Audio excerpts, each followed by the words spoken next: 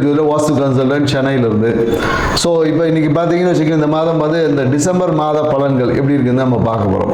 ஏன்னா டிசம்பர் மாதம் என்ன கிரக நிகழ்வுகள்லாம் பார்த்தீங்கன்னு வச்சுக்கிங்கன்னா, இந்த மாத தொடக்கத்திலே பார்த்தீங்கன்னா நம்ம இந்த கார்த்திகை தீபம் என்ற திருவிழாவோட தான் நம்ம இந்த மாதத்தையே தொடங்குறோம். ஏன்னா 2ஆம் தேதி பார்த்தீங்கன்னா அந்த கார்த்திகை தீபத்தை வந்து நம்ம கொண்டாட இருக்கோம். ஸோ மேலும் பார்த்தீங்கன்னு வச்சுக்கோங்க, இந்த காலகட்டம் பார்த்தீங்கன்னா கடந்த மாதத்துலலாம் கடந்த ஒரு 6 மாதமாக சனி வந்து வக்ரமாக இருந்தார். ஸோ அப்போ அந்த சனி வந்து வக்ர நிவர்த்தி ஆகக்கூடிய ஒரு வாய்ப்பு இருக்குது இந்த காலகட்டத்தில். ஸோ சனி வக்ரம் இருக்குது. ப்ளஸ் என்னென்னாக்கா குரு பகவான் வந்து கடகத்துலேருந்து மிதுன ராசிக்கு வரப்போகிறார். ஸோ இந்த மாதிரியான நிறைய கிரக மாற்றங்கள், கிரகத்துடைய தன்மைகளுடைய மாற்றங்கள் இந்த மாதத்தில் இருக்கிறதுனால இந்த டிசம்பர் மாத பலன்கள் வந்து நிறைய பேருக்கு ஏதோ ஒரு விதத்தில் ஒரு மாற்றத்தை கொடுக்கக்கூடிய ஒரு மாதமாக இந்த மாதம் அமைய போகிறது.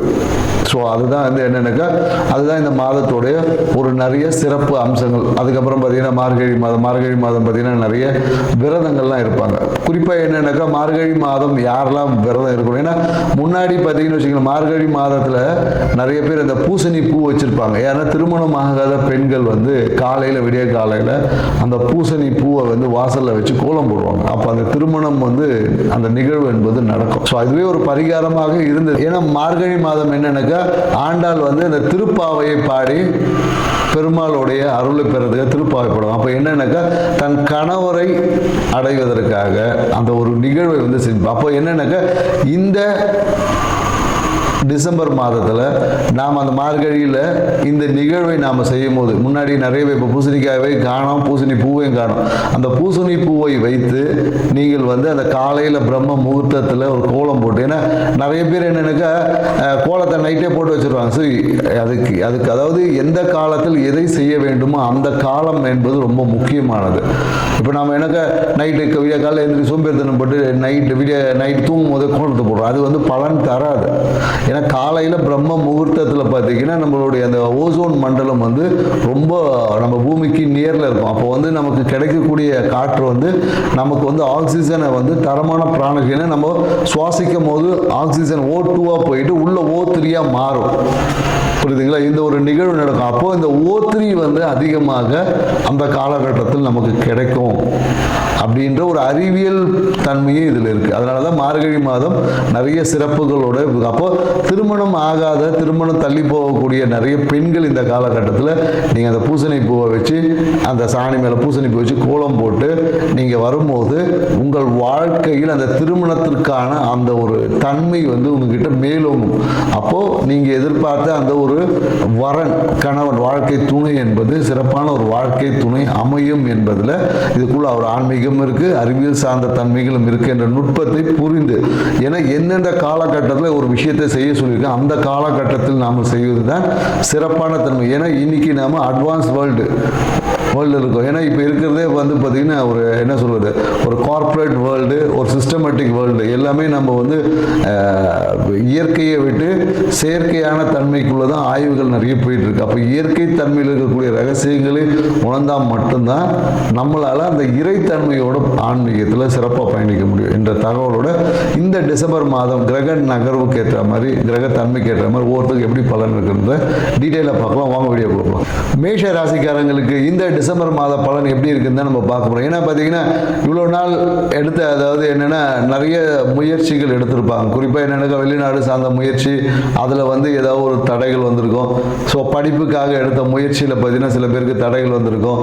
ஸோ நிறைய பார்த்தீங்கன்னா ஏதோ ஒரு விதத்தில் தடைகளை தாமதங்களையும் சந்தித்திருப்பாங்க. அதனால் மனசில் பார்த்தீங்கன்னா ஒரு சிறிய, ஏன்னா 5ல் கேது பகவான் இருக்கிறதுனால மனசில் ஒரு விரக்தி இருந்திருக்கும். என்னடா இதை நம்ம எல்லாம் பண்ணுறோம், எங்கேயோ ஒரு இடத்துல அந்த ஃபைனல் மூமெண்ட்டில் ஒரு தடைகள் வருகிறது அப்படின்ற மாதிரியான ஒரு எண்ணங்கள் எல்லாமே மேலும். ஸோ அந்த விஷயங்கள் எல்லாமே இப்போ மாறக்கூடிய விஷயமா இருக்கு. ஏன்னா இந்த காலகட்டத்தில் என்னன்னா திடீர் நிகழ்வுகள் வந்து நிறைய நடக்கும். அதாவது எதிர்பாராத நிகழ்வுகள் சொல்லுவோம் இல்லையா, அதனால என்னன்னாக்கா எதுவுமே இப்போ பிளான் பண்ண முடியாத ஒரு சூழல், எதையுமே பிளான் பண்ணி செய்ய முடியாது. நீங்கள் பிளான் பண்ணாத நிறைய விஷயங்கள் நடக்கும்.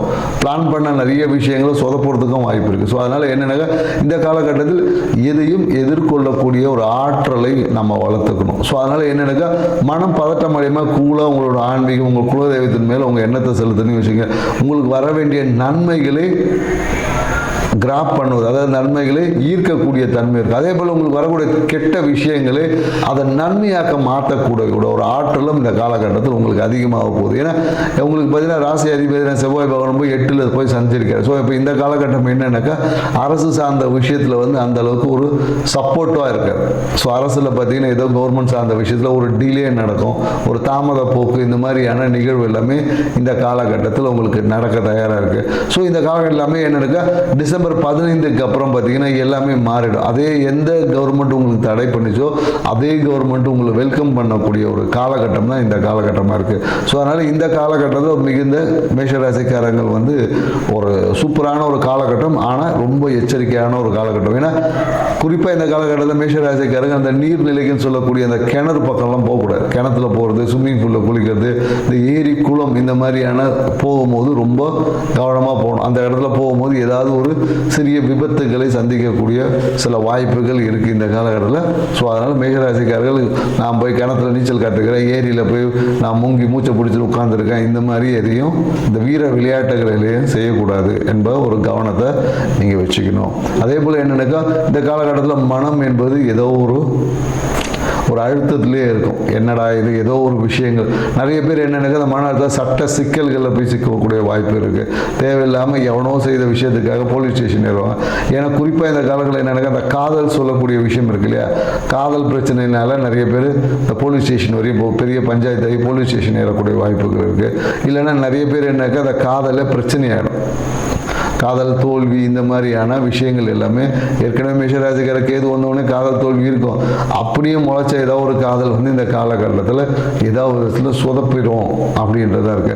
ஆனால் படிப்பு சார்ந்த விஷயத்தில் பார்த்தீங்கன்னா மேஷராசிக்காரர் இந்த காலகட்டத்தில் படிக்கக்கூடிய அந்த எடுத்த முயற்சிகள் கண்டிப்பாக இந்த காலத்தில் ஜெயிக்கும். ஏன்னா படிப்புக்காக ஒரு கடன் வாங்கக்கூடிய சூழல் ஏற்பட்டுக்குள்ளே அந்த கடன் என்பது எஜுகேஷன் லோனு இந்த மாதிரியான விஷயங்கள் வந்து இந்த காலகட்டத்தில் உங்களுக்கு கிடைக்கும்.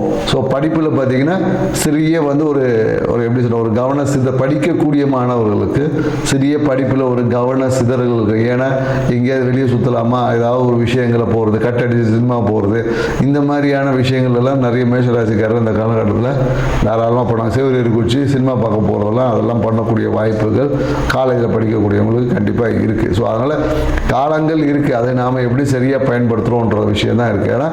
ஏன்னா சனி பகவான் வந்து இந்த வக்ர நிவர்த்தி ஆகிறதுனால இந்த காலகட்டம் வந்து வெளியூர் வெளிநாடு சார்ந்த விஷயங்கள் ஏற்பட்டு அந்த தடை தாமதங்கள் நீங்கி வெளியூர் வாய்ப்புகள் வந்து பிரகாசமாகும். நிறைய பேர் இந்த காலகட்டத்தில் தொழில் ரீதியான ஒரு வெளிநாட்டு பயணங்கள் ஏற்பட்ட அந்த தடைகள் நீங்கி பயணங்கள் வந்து இந்த காலகட்டத்தில் இருக்கும். ஏன்னா குரு பகவான் பார்த்தீங்கன்னா மீண்டும் மிதுன ராசியிலேருந்து உங்களுடைய 7ஆம் பாவத்தையும் 9ஆம் பாவத்தையும் 11ஆம் பாவத்தையும் பார்க்கறதுனால இந்த காலகட்டத்தில் வந்து ஆன்மீகத்தின் வழியாக நீங்கள் வந்து திருமணம் தடைகள் நீங்கி திருமண நிகழ்வு என்பது நடக்கும். நிறைய பேர் கிடைக்க வேண்டிய அந்த இஷ்ட தெய்வ வழிபாடு இல்லை குருவோட ஆசீர்வாதங்களை நிறைய பேர் போவாங்க.